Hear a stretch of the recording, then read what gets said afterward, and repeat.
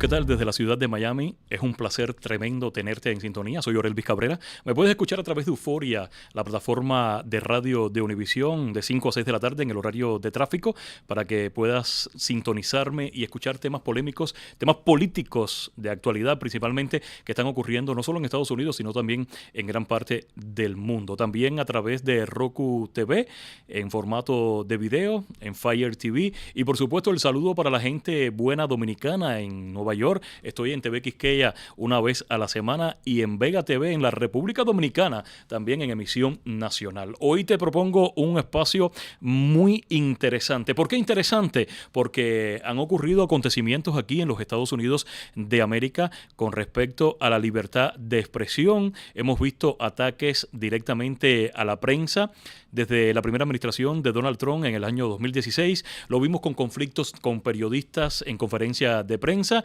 Ahora también está demandando al gobierno, o sea, al New York Times.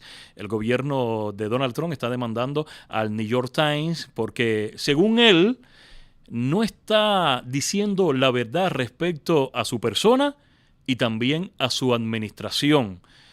¿Qué ocurrió recientemente? Bueno, arremetió no solo con la prensa, sino también con un comediante, con el comediante Jimmy Kimmel, con temas de censura en la televisión, en la radio aquí en los Estados Unidos.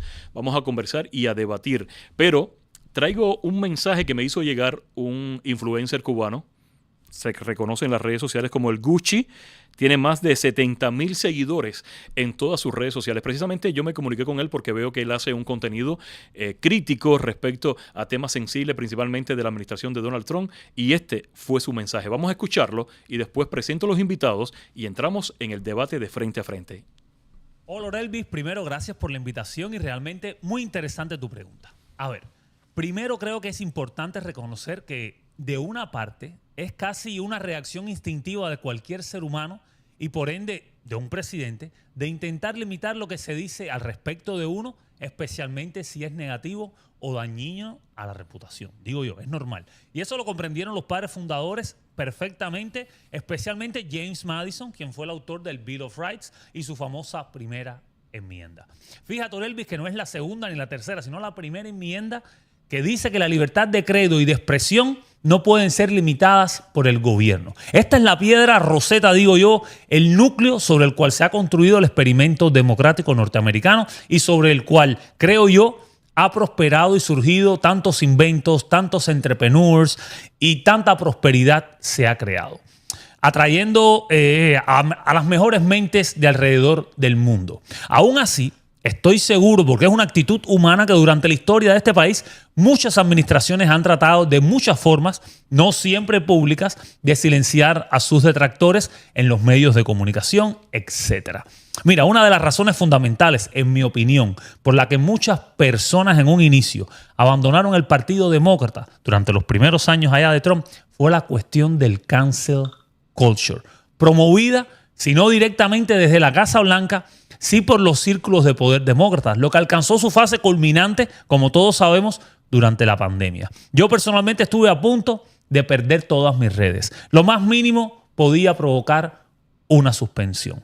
A Trump le fue suspendida su cuenta de Twitter, como muchos recordamos. Realmente muchas personas vieron en Trump una respuesta a ese tipo de censura. Sin embargo, ahora viéndolo en retrospectiva, las señales de que Trump sería mucho, pero mucho peor, ya estaban ahí desde un inicio. Llamó a la prensa reiteradamente fake news, the enemy of the people. Desde sus inicios y en sus redes arremetía ferozmente, pero ferozmente, contra cualquier periodista que lo criticase, incluso si este periodista era un minusválido.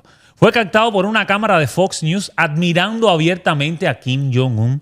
Su admiración casi que enfermiza por Putin, todos los conocemos. Realmente Trump dio muchas señales de ser un autócrata extremadamente sensible a la crítica desde sus inicios. Pero millones creímos y creyeron imposible que un hombre pudiera tener tanto poder destructivo contra todo un sistema.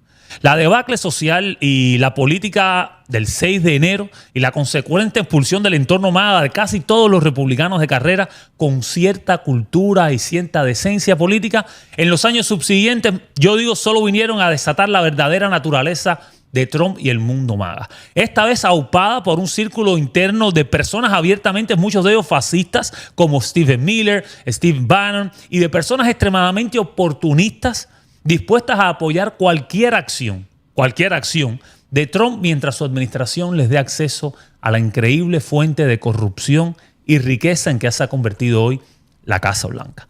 Que ojo, en mi opinión no es que esto antes no hubiese corrupción ni no hubiese sucedido, pero ahora es algo que está en esteroides y está en pleno rostro del país, lo cual está ocurriendo también en el caso de la libertad de expresión. No es que antes no ocurriese, no tratan de limitarla, sino que ahora es descarnada.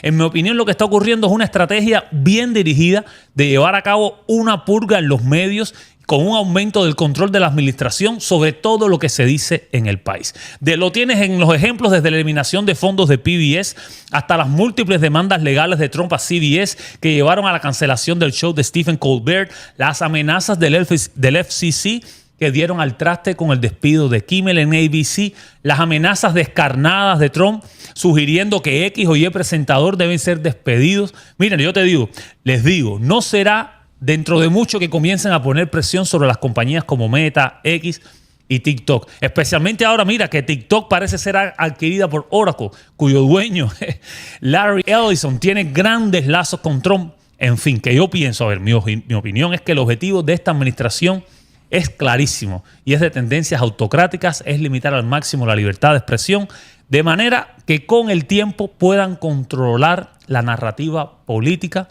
y sostener el poder político indefinidamente llegadas las elecciones. Esa es mi opinión al respecto. Espero haber respondido a tu pregunta y nada, de verdad, muchas gracias por haberme invitado a tu programa. No, y lo más importante es que aquí todas las opiniones son válidas. Es un programa que no tiene partido político definido. Quiero aclarar esto. Voy a tener varios puntos de vista dentro del programa. ¿Y por qué quise poner este video que me hizo llegar este influencer llamado el Gucci con más de 70,000 seguidores en TikTok? Precisamente porque no solo la censura la estamos viendo en los canales de televisión y en las estaciones de radio, en algunos casos, también hasta en las propias redes sociales que son personales. En algún momento los propios influencers se han quejado de que los dueños de las plataformas les censuran los videos y demás. Y sobre eso, sobre la libertad de expresión, aquí en los Estados Unidos vamos a conversar en esta emisión. Tengo la casa llena. Tengo figuras reconocidas, personas que tienen su punto de vista muy definido y muy claro respecto a este fenómeno. Voy a recibir a Rafael Bello. Él es periodista de Quisqueya, radicado en la ciudad de Nueva York. Bienvenido, amigo mío. Primera vez en el espacio. Y ojalá que no sea la última. Al contrario, gracias por la invitación, Orelvis. Me encanta. Desde que inició este proyecto en Latinísima, también por Euforia, la familia TV Quisqueya. Para mí es un honor el estar aquí. Gracias por la invitación y espero que lo hagamos también en el programa nuestro. Pero por supuesto que sí. Con lo que vamos a conversar en el día de hoy. Por supuesto que sí. Me encanta como tú tratas a tu audiencia. Bello Nation. ¿Cómo es que tú dices? Bello Nation. Es un sello muy único tuyo, Rafael. También voy a estar conversando con Manuel de la Cruz. Él es politólogo y me va a acompañar precisamente desde España con su punto de vista. Bienvenido, Manuel. Buenas tardes, Orelvis. Muchísimas gracias. También buenas tardes a tu magnífica audiencia y francamente estoy sumamente a gusto, sobre todo con este tema que es polémico y que creo que va a ser un programa estupendo. No, y que tú eres venezolano y vamos a hablar la diferencia que hay, ¿no?, en la falta de libertad de expresión en Venezuela, que está dominado por un régimen totalitario, y también cómo estamos viendo esa llamada falta de libertad de expresión aquí en los Estados Unidos. Tengo un demócrata también como panelista en esta oportunidad. Él es Chris Wills, es analista demócrata y su punto de vista, por supuesto, que es muy bienvenido en este espacio. Muchísimas gracias por tenerme y espero que los otros invitados se unan a nosotros aquí en Miami, la mejor ciudad del mundo, donde protegemos ese derecho de la libertad de expresión de una manera muy, muy importante, porque la mayoría de nosotros vinimos de familias que tuvieron la libertad de expresión controlada en Cuba, en Venezuela, en Nicaragua, y no tuvimos la habilidad de hablar acerca de nuestros líderes, de las políticas en las cuales no estábamos de acuerdo, y aquí en Miami entendemos eso de una manera particular. Claro que sí. Otro analista político, esta vez desde España también, que me va a acompañar es Pedro Luis Pedrosa. Amigo mío, bienvenido también al espacio. Qué importante tu punto de vista, porque eres venezolano también y conoces muy bien cómo funciona la izquierda con este tema de la censura periodística. ¿Qué tal, Orelvis? ¿Cómo estás?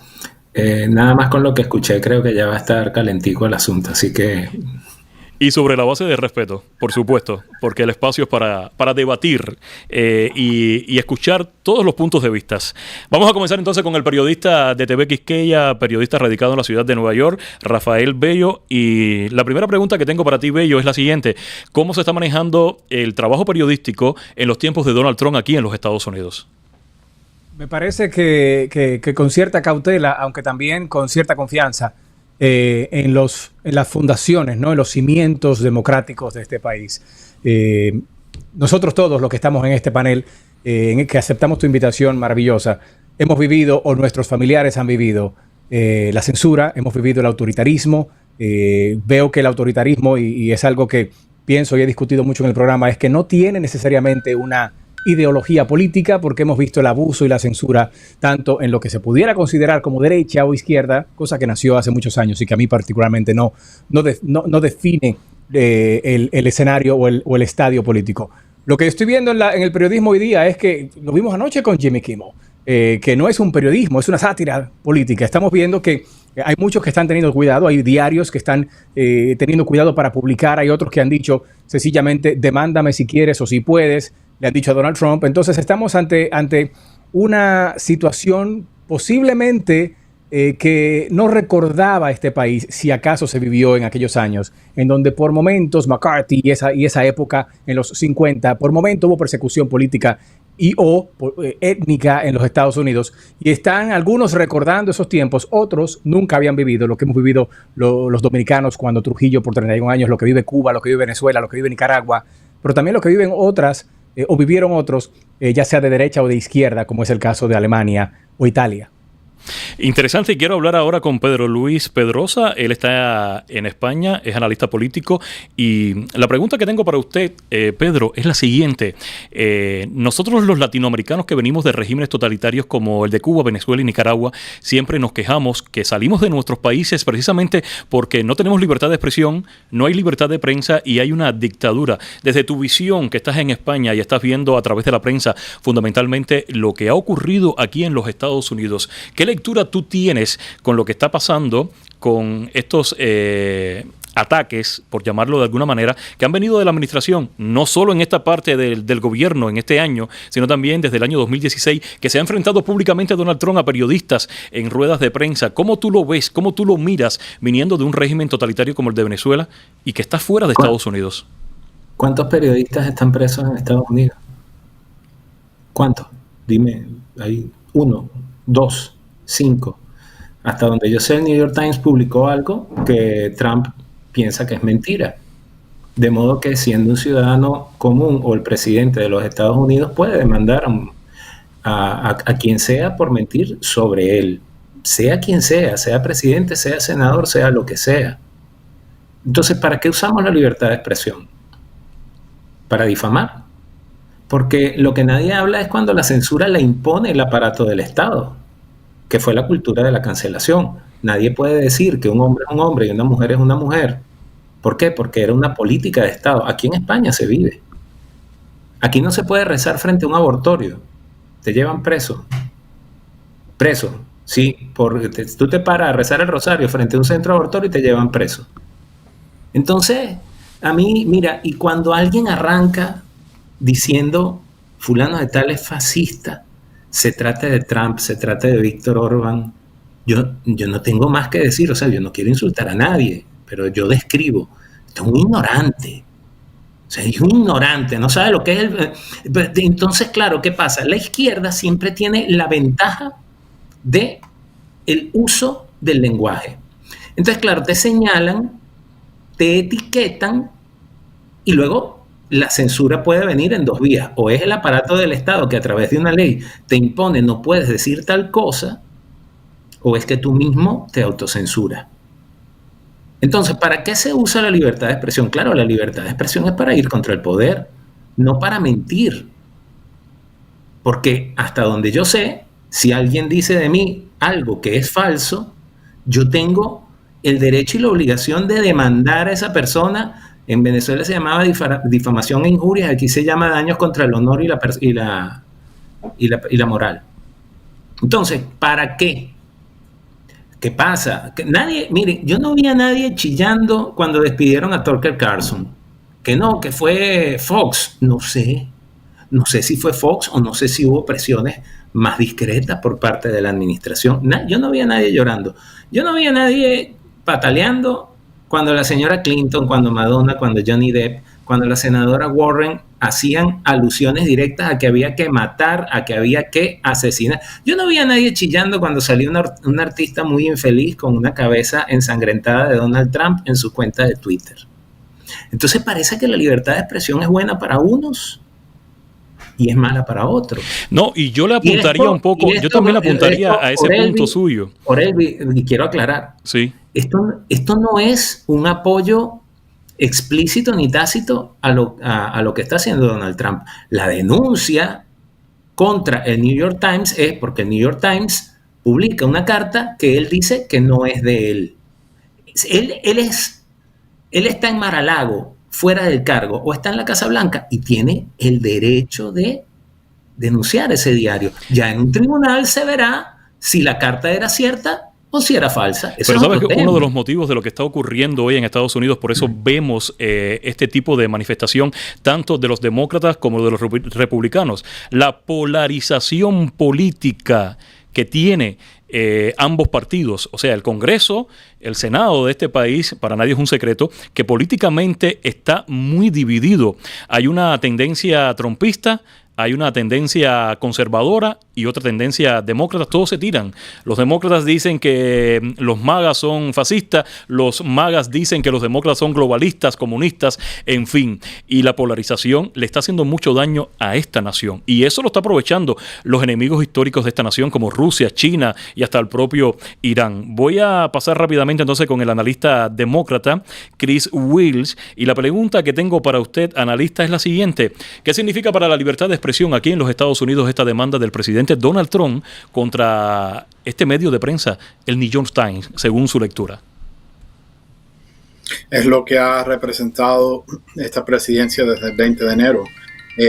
Mi amigo conservador, republicano, trumpista, lo que sea, dijo que él no entiende cómo las personas llaman a Donald Trump un fascista. Disculpe, él mismo dijo, él amenazó a este país durante su última campaña que iba a ser dictador. Lo dijo el primer día. Y yo desde ese momento dije, ni un día, ni una hora, ni un minuto, ni un segundo. Nunca podemos tener un dictador en este país. Y desafortunadamente decir, bueno, porque él no ha encarcelado a personas que son miembros de la prensa, pero hemos visto día tras día, mes tras mes. Interesante que hoy mismo son 247 días desde que empezó el régimen de Trump, right? La presidencia 47, son 247 días hoy. Y desde el primer día hemos visto que él ha sacado a la Associated Press de la Casa Blanca. La semana pasada le dijo literalmente a un miembro de la prensa de Australia que no le gustó su pregunta y lo sacaron de cubrir al presidente.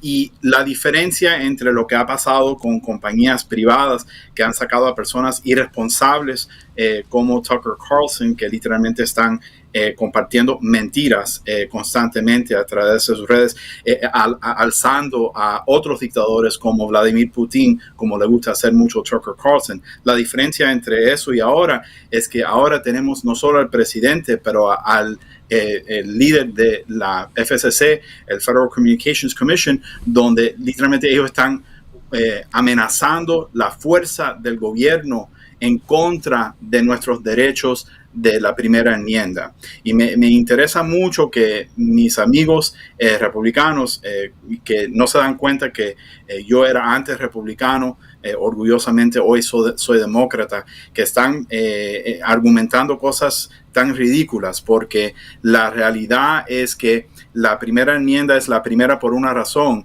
pero a la misma vez que ellos no están dispuestos a poner ninguna limitación en la segunda enmienda para evitar la pérdida de vida, de vidas inocentes, como hemos visto de nuevo hoy en Dallas, donde hemos perdido personas ahí en el centro de detención que tienen ahí, y vidas de los dos lados, right? La vida de Charlie Kirk tiene el mismo valor de la vida de los jovencitos que han muerto en nuestras escuelas. Sin embargo, los republicanos dicen, no, la enmienda 2 no puedes ponerle ninguna limitación. Y aquí están poniéndole limitaciones a la primera enmienda, la enmienda más importante. Y como X republicano, les digo de nuevo, son mentira tras mentira. Decir que en este país se encarcela a personas que están frente a un lugar donde hacen abortos, una de esas clínicas. De nuevo, estás hablando con la persona equivocada. Yo como X republicano he estado frente de esos lugares y he arrestado frente a lugares y nadie me ha arrestado. No sé en qué parte de los Estados Unidos estás viviendo tú, pero la realidad es que eso no es nuestro país. Nuestro país siempre ha respetado los dos lados. Sí, hemos tenido debates, hemos tenido desacuerdos, pero nunca hemos tenido un presidente, right? Has tenido personas dentro de los partidos, pero nunca un presidente que ha amenazado utilizar la fuerza del Ejecutivo, la fuerza el poder más grande de nuestro país y del mundo en contra de los derechos de la primera enmienda y nuestros derechos de libertad de expresión. Y es tan triste que mi amigo republicano no puede reconocer, como Ted Cruz mismo reconoció, como otros republicanos reconocieron, que esto es una línea que no debemos de permitir a ningún presidente pasar. Interesante cómo hemos iniciado el programa en esta oportunidad. Yo sabía que iba a ser un debate bastante curioso, por catalogarlo de alguna manera, pero Rafael Bello, el periodista de Nueva York, tiene que estar ya a punto de su programa en vivo, que sale, por cierto, en TV Quisqueya a las 4 de la tarde. Vamos con él nuevamente porque para despedirlo, quiero que él me dé su lectura acerca de la victoria de Jimmy Kimmel, la reanudación de su show precisamente en la ABC. Dame tu lectura de lo que pudiera ser este caso, si pudiera existir un antes y un después con esto de Jimmy Kimmel. Brevemente, antes de pasar a ese punto, que me encanta la pregunta que me haces, Orelvis. Primeramente, al caballero, al señor Pedro Luis, me encantaría invitarte a mi programa para que hablemos de tu punto de vista. Me parece interesantísimo y difiero casi en el 99% de las cosas que mencionabas, porque no tenemos que caer en el autoritarismo abusivo de nuestros países para saber qué es autoritarismo. No tiene que haber un periodista preso para decir, oh, bueno, ya hay un periodista preso para decir, ahí hay autoritarismo. Entonces Estados Unidos tiene una idea, y la democracia en Estados Unidos, que no nació aquí, nació en Grecia, en la antigua Grecia, tiene una idea en donde esa idea fantástica, utópica, es de que tienen que respetarse los derechos de las personas. Y la primera enmienda, como decía el caballero que invitaste desde Cuba, es justamente la primera por eso, la libertad de expresión, y de ahí está la libertad de prensa. El fascismo es un movimiento político de extrema derecha, donde tiene carácter totalitario, antidemocrático. Lo creó justamente un autócrata en Italia para decirle al mundo que las cosas tenían que ser como él decía. No había elecciones prácticamente, era ultranacionalista, de una extrema derecha que mantenía a su masa allí por raza, por credo, por religión. Esa era su forma de gobierno. Entonces, estamos viendo pinceladas de eso, no solamente en Estados Unidos, sino en muchas partes del mundo, para que estemos claros de que no son tontos o ignorantes los que piensan que esas pinceladas de fascismo se están viendo incluso en Estados Unidos. Es conocer la historia y es importante que la conozcamos.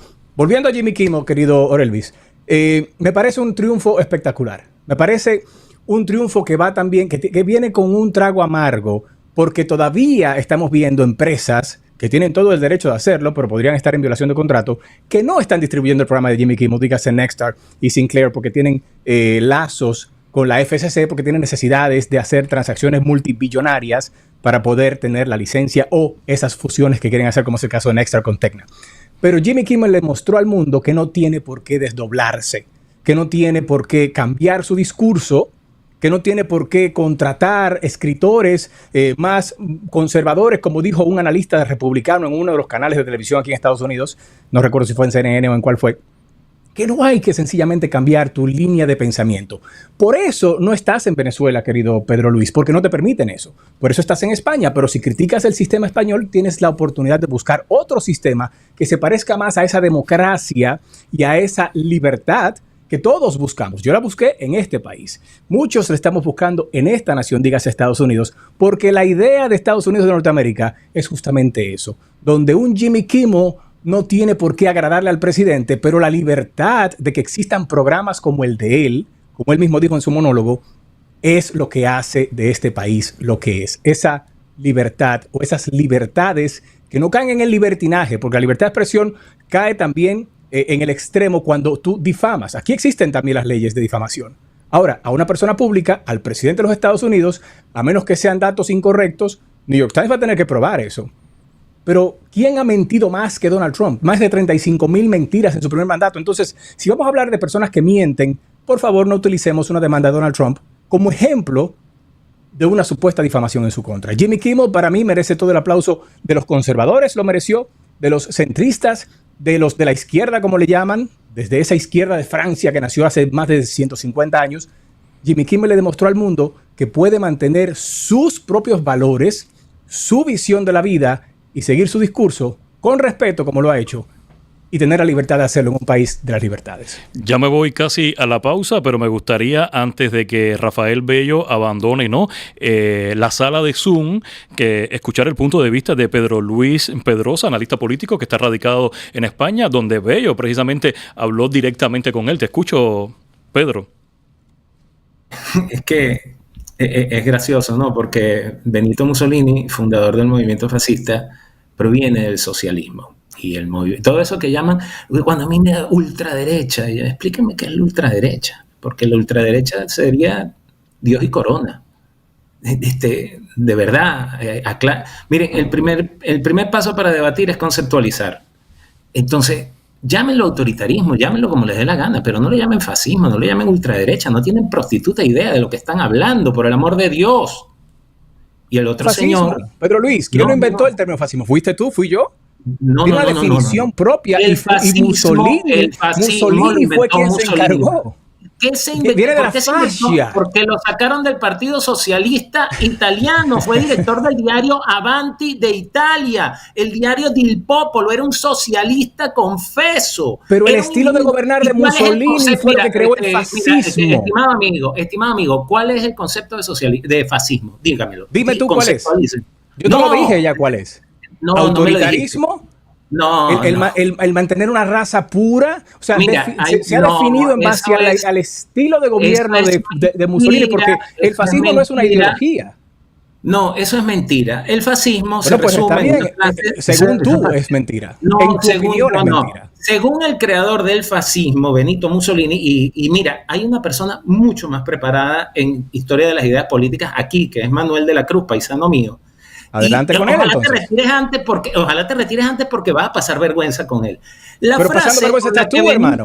Pasando vergüenza estás tú, hermano. Me vas a dejar hablar. Pasando vergüenza estás tú defendiendo a un mentiroso diciendo que mienten en contra de él. Ya va. Es que demándenlo por sus mentiras. Pero es que no hay que demandarlo, el que está demandando es él. No hay que demandarlo. Sería bueno. El New York Times está presentando sus pruebas. Con el permiso de ambos, sería muy bueno, ya que están tocando, ¿no? Y que han encendido la polémica con esta pregunta de qué es el fascismo. El fascismo, y lo acabo de postear en ChatGPT, por ejemplo, ¿qué dice ChatGPT del fascismo? Dice que el fascismo es una ideología política y un movimiento autoritario y ultranacionalista que surgió en Europa a comienzos del siglo XX, especialmente en Italia bajo Benito Mussolini y en Alemania bajo Adolf Hitler. Así que por ahí viene la cosa. Creo que ambos tienen su punto de vista bien definido, pero continuemos, por favor, con Pedro para que pueda abordar y terminar la pregunta precisamente que le hicimos en este espacio. Si me permites, Jorge, el fascismo fue definido por el propio Benito Mussolini, con una frase muy corta. Eso es lo que yo aspiro, que cualquiera que habla de fascismo me diga. Todo dentro del Estado, todo por el Estado, nada fuera del Estado. Entonces, el fascismo se ejerce no solamente a través de un tipo que dicta, se ejerce a través de la estructura del Estado, a través de legisladores. O sea, tú puedes montar un sistema fascista desde el Parlamento.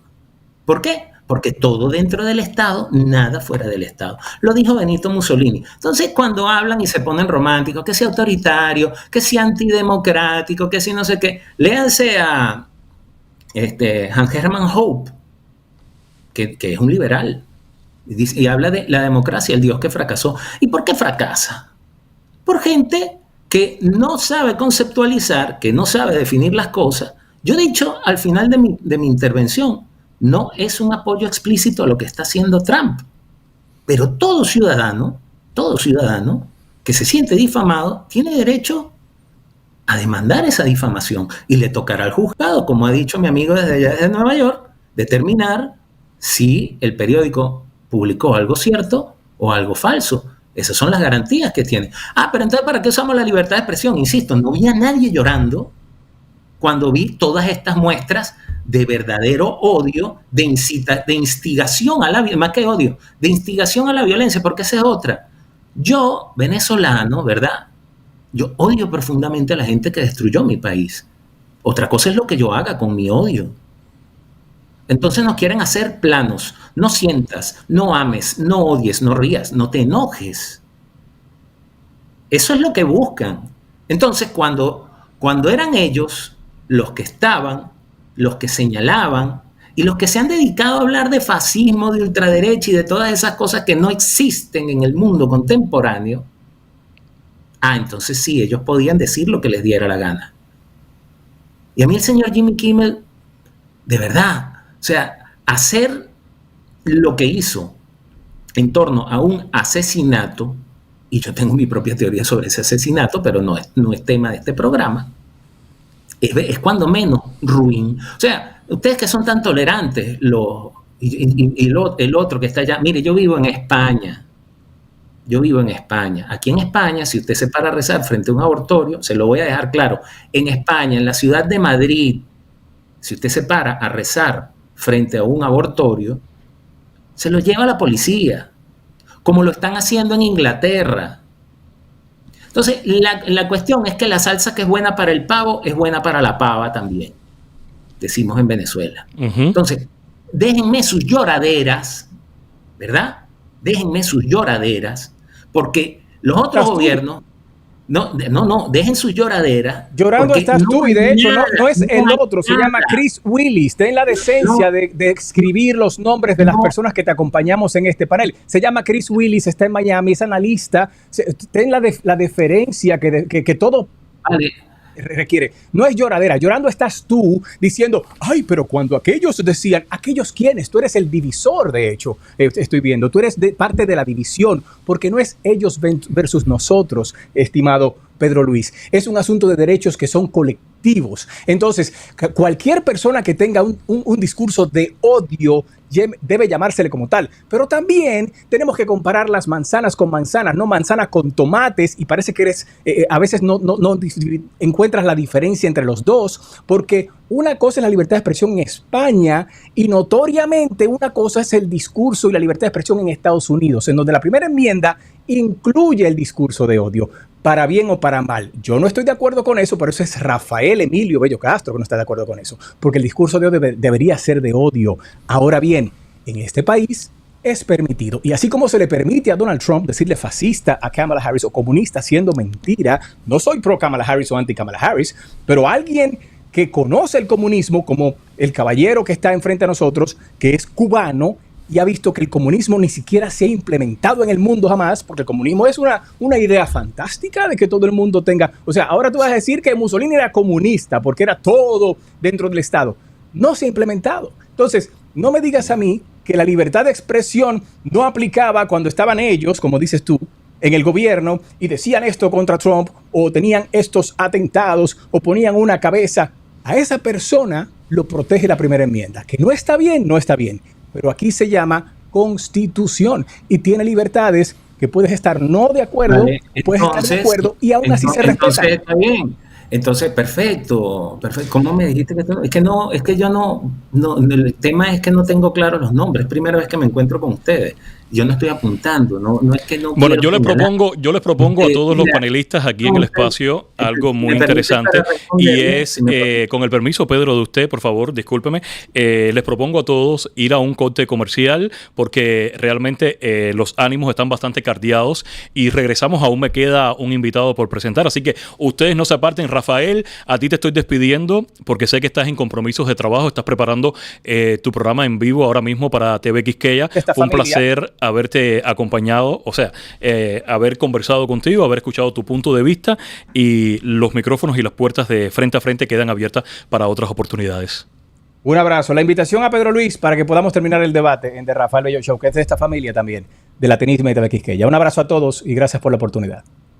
Vamos a la pausa comercial, usted no se despede, regresamos enseguida.